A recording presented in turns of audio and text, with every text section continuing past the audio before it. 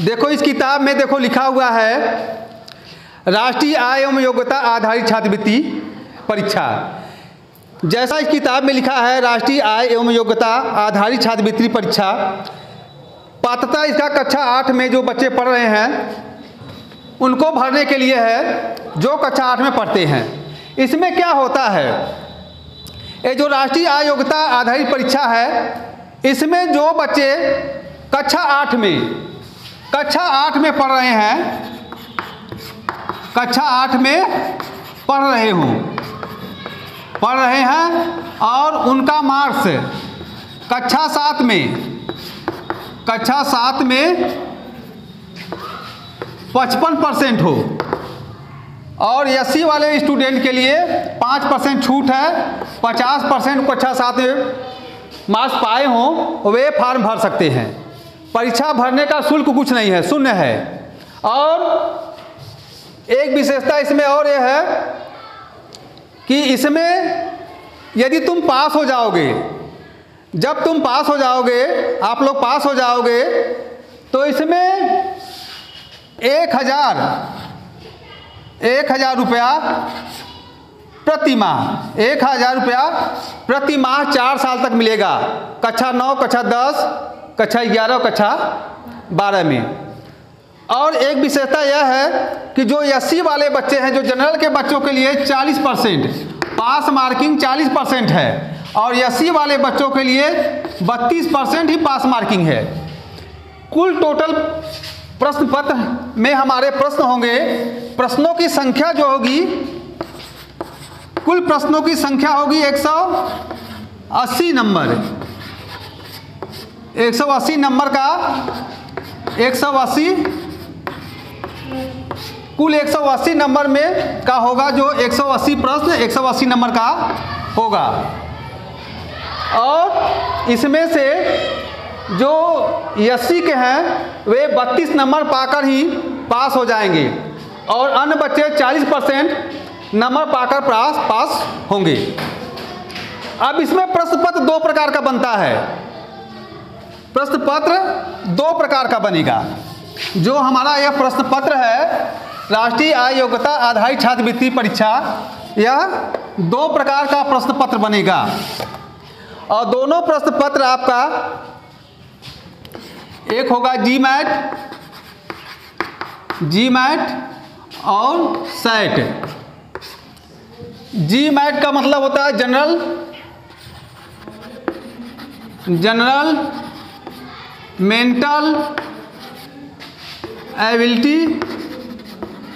Ability test, जिसको हम कहेंगे मानसिक योग्यता परीक्षा या सामान्य मानसिक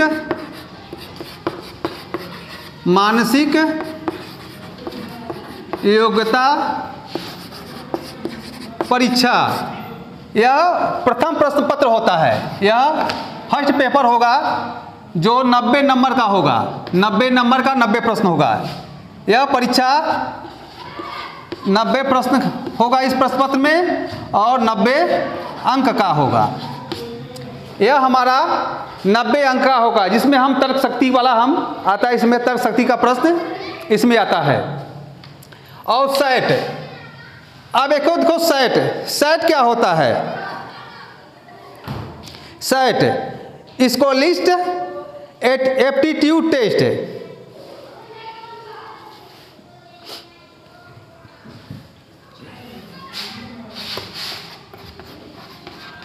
स्कॉलास्टिक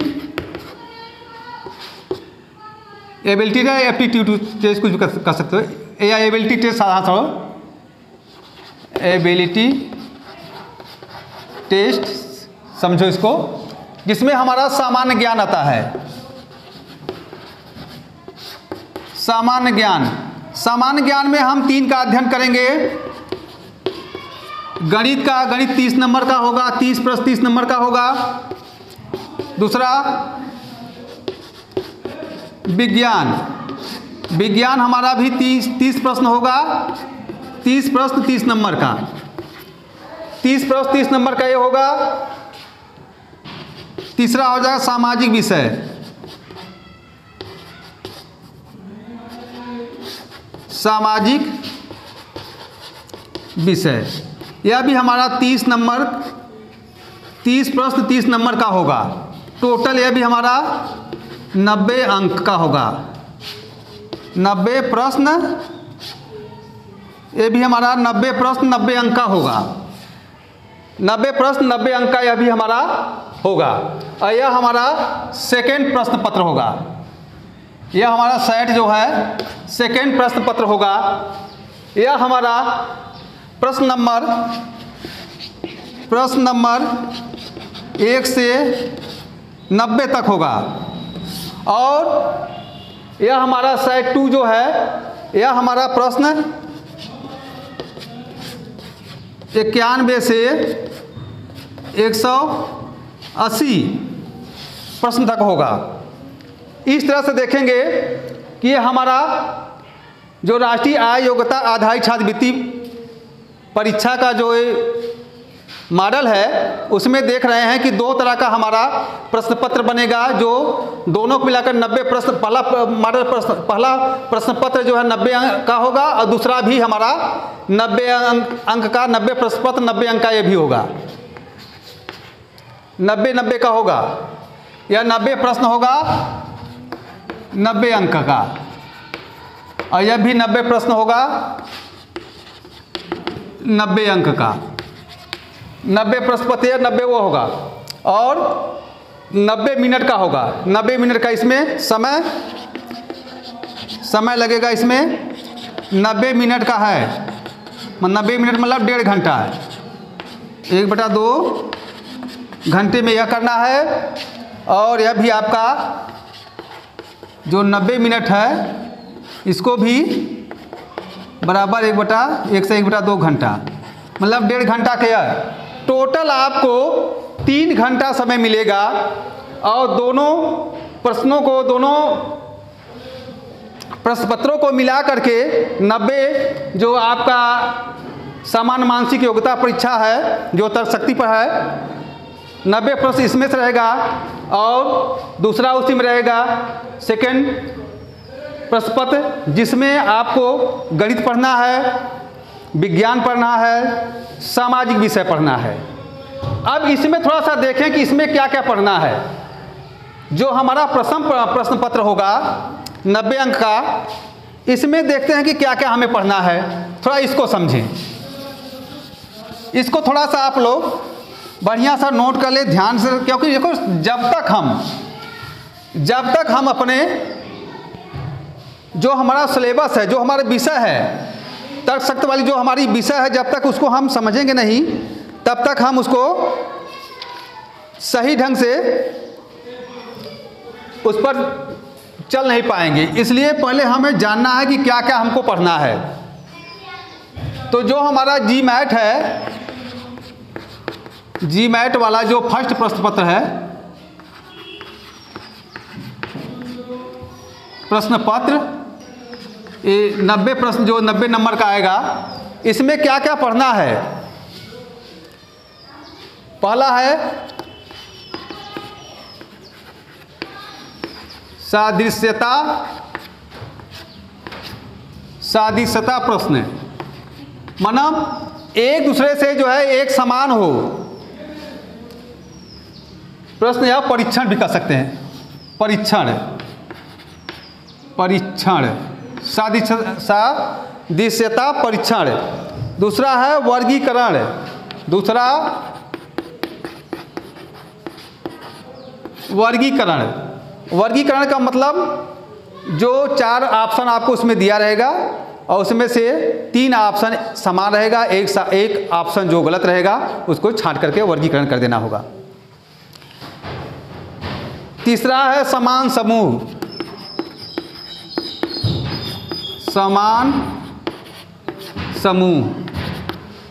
चौथा है दिशा संबंधी।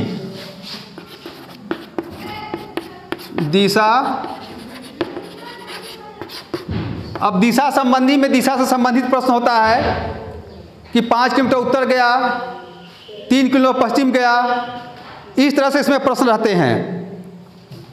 कोडिंग और डिकोडिंग छठवां है। अच्छा 5वां, कोडिंग एंड डिकोडिंग। कोडिंग और डिकोडिंग, देखते हो कपड़ा वाले जो जाते हो तो अपने XYZ लग के अपना कोड रख देते हैं, उस कोड का एक नंबर हो जाता रख लेते हैं कि इसका A का मान 5, B का मान कुछ ऐसे रख देते हैं, उसी हिसाब से उसका रेट तय करते हैं। छठा है रिक्त पद भरना। रिक्त पद भरना माने कुछ ऑप्शन क्रम से दिया रहेगा, उसके आगे वाला क्रम कौन सा होगा उस सीरियल में उस रिक्त पद को आपको भरना होगा। आंकिक श्रृंखला 7वां है आंकिक श्रृंखला। इसके बाद 8वां है लुप्त पदों को ज्ञात करना। लुप्त पदों को ज्ञात करना माने सारा पद दिया जाएगा, बीच बीच में जो है पद कुछ गायब रहेंगे, उसको कैसे हम देखेंगे, इसमें लुप्त पदों को छांटना होता है। 9वां है गणितीय संक्रियाएं। गणितीय संक्रियाएं। 10वां है संबंध।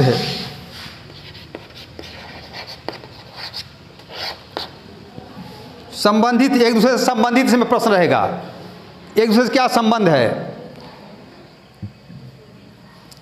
11वां है संख्या क्रमणी।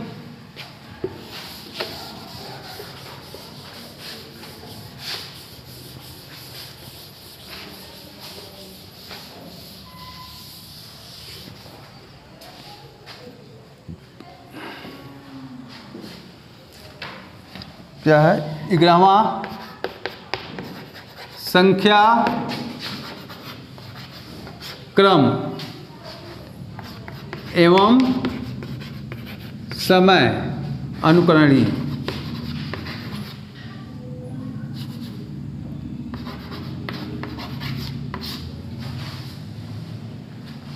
अनुक्रम परीक्षा। अनुक्रम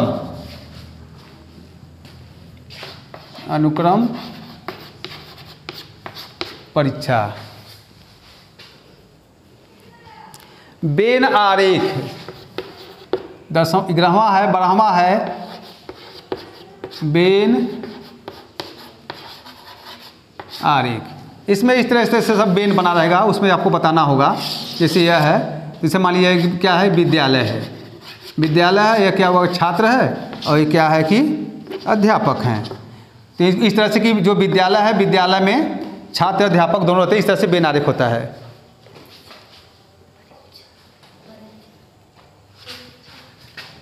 अनुक्रमण परीक्षा बेन आरेख। बेन आरेख, इसके बाद डाटा विश्लेषण। इसके बाद डाटा विश्लेषण। डाटा